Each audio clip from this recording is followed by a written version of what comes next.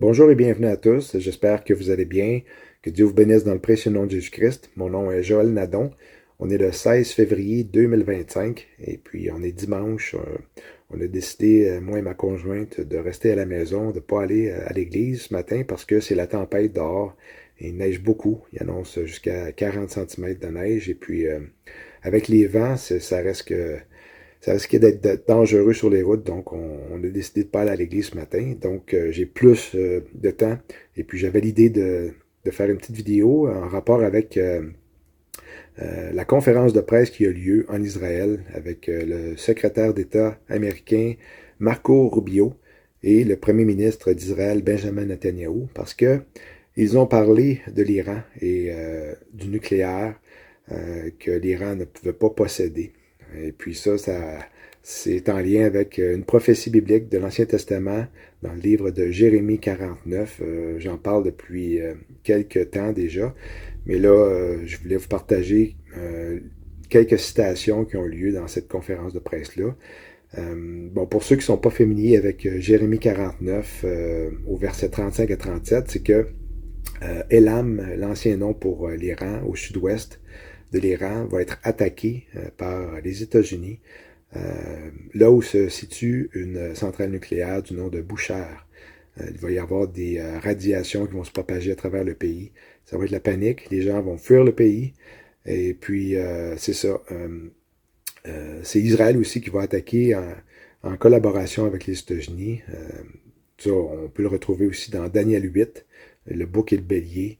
Et puis, lorsque l'attaque va avoir lieu, eh bien, après l'attaque, les États-Unis vont être vus comme une force majeure mondiale.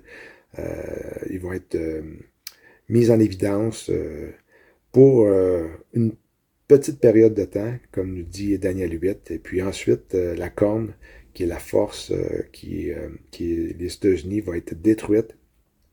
Et puis ça va accomplir bien sûr la prophétie d'Apocalypse 18 et la destruction de Babylone. Euh, donc, vite, vite, c'est que Jésus a dit lors de sa première venue que Jésus, c'est ça, était pour revenir comme du temps de Lot.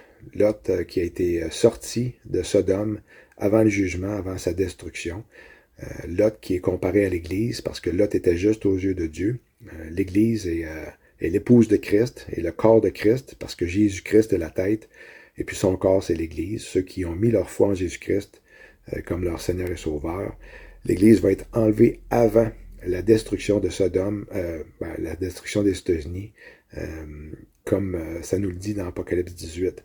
Ça va être une chose qui va arriver la même journée, comme au temps de Lot.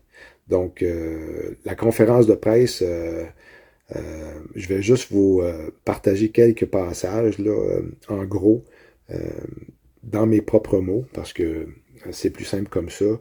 C'est que ce qui est arrivé, c'est que Benjamin Netanyahou a affirmé qu'ils étaient pour finir le travail par rapport à l'Iran, finir le travail en collaboration avec Donald Trump. Donald Trump qui a libéré les livraisons qui devaient être envoyées en Israël, qui étaient sous le régime Biden, qui n'a pas été envoyé. Lui a envoyé le reste de la marchandise. On parle de 1800 munitions lourdes qui ont été envoyées en Israël. Il y a plusieurs milliers, on parle de 67 tonnes de munitions qui ont été envoyées en Israël récemment. On parle euh, de 700 millions de dollars de munitions pour justement préparer le terrain à l'attaque sur l'Iran. Il y a quelques mois, ils ont envoyé des B-52 qui sont positionnés près de l'Iran. Tout est prêt, tout est en place. C'est juste que ça s'accomplisse. Les choses s'accélèrent avec la venue au pouvoir de Donald Trump. Quand Jésus a dit qu'il était pour revenir bientôt, il a dit ça, il y a une vision de la peau de Jean que Jésus lui a dit qu'il était pour revenir bientôt dans Apocalypse 22, le dernier chapitre de l'Apocalypse. Le mot bientôt en grec est le mot tacos. Tacos qui dérive du nom du mot tachometer en anglais, qui est en français odomètre. Odomètre que l'on retrouve sur le tableau de bord d'un véhicule, là où est-ce qu'on voit les révolutions par minute, qu'on voit là, c'est multiplié par 1000. Et puis on a une section rouge dans l'odomètre qui est une section où est-ce que là où est-ce que les révolutions montraient à cet endroit-là, le moteur pourrait sauter. Mais c'est la même chose. Quand Jésus a dit qu'il reviendrait bientôt, le mot tachos veut dire que lorsque les choses vont se dérouler vite, en accéléré, ben là, c'est là que l'enlèvement va avoir lieu. Donc, c'est ça. Benjamin Netanyahou a dit que ils avaient affaibli les régimes de Bachar al-Assad en Syrie, un des alliés de l'Iran. Même chose pour le Hezbollah. Ils ont même tué le chef de Hezbollah. Et puis là, ben, ils vont finir le travail avec Donald Trump. Marco Rubio a dit que c'est de là, en Iran, qu'il n'y a pas de paix de stabilité, il n'y a pas de paix de sécurité au Moyen-Orient parce que l'Iran est toujours en existence avec une possibilité d'avoir un nucléaire. Donc, il fallait absolument éradiquer cette équation-là. Et puis, je crois fermement, ça fait des mois que j'ai cette vision-là en tête.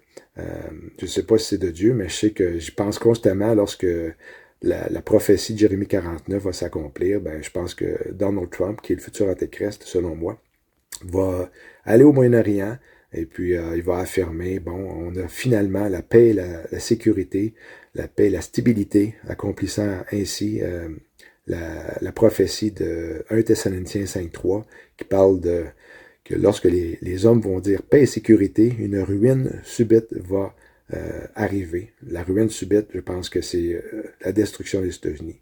Donc, est-ce qu'on va être enlevé la même journée ou quelques jours après, lorsque cette affirmation va être faite? Je ne sais pas, mais je pense que Donald Trump pourrait très bien l'accomplir.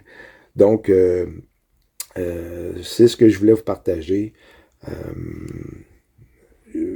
J'ai d'autres choses que je vais vous montrer dans la vidéo après que j'ai fini de parler, parce que j'en oublie, là. Mais en gros, c'est qu'est-ce que je voulais vous partager pour vous encourager qu'on est vraiment proche. Donald Trump accélère les choses, comme je l'ai dit. Là, il est en train de, avec son ami Elon Musk, le dangereux, il est en train de congédier plusieurs personnes, des milliers de personnes de différents départements gouvernementaux à travers les États-Unis. Il faut en croire que, bon, c'est de la corruption, il faut qu'ils se débarrassent de ces gens-là. Mais la réalité, c'est que des gens perdent leur emploi. Et puis, ils enlèvent les personnes au pouvoir comme ça le plus possible pour faire place à l'intelligence artificielle. Parce que on sait qu'il a investi un 500 milliards de dollars pour l'intelligence artificielle. On sait que le quatrième royaume de la prophétie du rêve de Nebuchadnezzar, de la statue de Nebuchadnezzar est sur le point d'arriver avec l'intelligence artificielle parce que on a les 10 orteils de la statue qui représentent le transhumanisme, le mélange de l'argile et le fer. Donc, on est vraiment proche. Et puis, c'est ça. On devrait assister prochainement de l'action avec les otages, surtout que Netanyahou a dit que les otages devaient être libérés. Donald Trump, la même chose. Alors, d'après moi, je pense qu'il faut absolument que les otages soient sortis de là avant que l'enfer, comme Donald Trump l'a dit, arrive sur Gaza. Et puis, ensuite de ça, ça pourrait être en même temps l'attaque sur l'Iran. Donc, c'est à surveiller, c'est ce que j'avais à vous partager. J'espère que vous avez apprécié. Laissez-moi des commentaires. Si vous avez des questions, ben, si j'ai le temps d'y répondre, je vais le faire. Et puis, d'ici là, ben, je vous dis shalom. I've said, and I'm going to repeat it again, because it's so true. President Trump is the greatest friend that Israel has ever had in the White House. And the visit in Washington reflected that in every way. And your visit here reflects it in every way. Throughout your political career, you've been a great supporter of Israel. and a great champion of the U.S.-Israel alliance.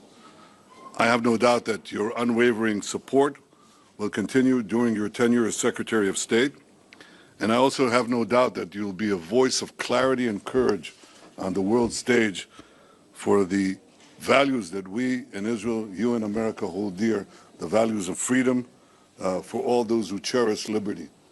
You're already doing that, and I want to tell you that it's heard loud and clear here and everywhere else. Today, Secretary Rubio and I had a very productive discussion with our staffs on a number of issues. None of them are more important than Iran. Israel and America stand shoulder to shoulder in countering the threat of Iran. We agreed that the Ayatollahs must not have nuclear weapons. And we also agreed that Iran's aggression in the region has to be rolled back. Over the last 16 months, Israel has dealt a mighty blow to Iran's terror axis. Under the strong leadership of President Trump and with your unflinching support, I have no doubt that we can and will finish the job. We also spoke a great deal about Gaza. I thank Secretary Rubio for President Trump's assistance in helping us secure the release of another 3 hostages yesterday. These are hostages that Hamas refused to support only a few days to release only a few days earlier. And I also thanked him for America's unequivocal backing for Israel's policy in Gaza in moving forward. I want to assure everyone who's now listening to us, President Trump and I are working in full cooperation and coordination between us. We have a common strategy, and we can't always share the details of this strategy with the public, including when the gates of hell will be opened, as they surely will if all our hostages are not released until the last one of them. Israel is determined to achieve all the war objectives we set after the horrific attack on October 7th, the worst attack on Jews since the Holocaust. We will eliminate Hamas's military capability and its political rule in Gaza. We will bring all our hostages home, and we will ensure that Gaza never again poses a threat to Israel. The unequivocal support of the United States on Gaza will help us achieve these objectives faster and set us on a path for a different future. And it's an honor to serve in this role on behalf of President Donald Trump, who, as you've accurately stated, Mr. Prime Minister, is a tremendous friend of Israel. There's been no stronger ally for Israel in the White House than President Trump. He's also a man that speaks clearly and unambiguously and makes clear his views on issues. The first he's made clear is, and as you've pointed out, and the hostages need to come home, they need to be released, and you work in very close coordination with him. He's working in very close coordination, but with the Prime Minister and his government in ensuring that that happens. That must happen. It's not optional. And would add that that's a goal we share in common, and that is something we work on very closely together. Related to that, the President's been very clear. Hamas cannot continue as a military or government force. And frankly, as long as it stands as a force that can govern, or as a force that can administer, or as a force that can threaten by use of violence, peace becomes impossible. They must be eliminated. They must be eradicated. The common theme in all of these challenges is Iran. It is the single greatest source of instability in the region. Behind every terrorist group, behind every act of violence, behind every destabilizing activity, behind everything that threatens peace and stability for the millions of people who call this region home, is Iran. And by Iran, I mean the Ayatollahs. By Iran, I mean its regime. A regime who, by the way, its people don't support. The people of Iran are victims of that regime. And so I think it's important to constantly point that whether we talk about Hamas, or we talk about Hezbollah, or we talk about violence in the West Bank, or we talk about destabilization in Syria, or we talk about any of these issues, the militias in Iraq, they all have behind them one common theme: Iran. And that must be addressed. And there can never be a nuclear Iran. A nuclear Iran that could then hold itself immune from pressure and from action. That can never happen. The President's been clear about that as well. And on that front, you can always count on us, as long as I'm in this position and President Trump is in the White House. So thank you. Thank you.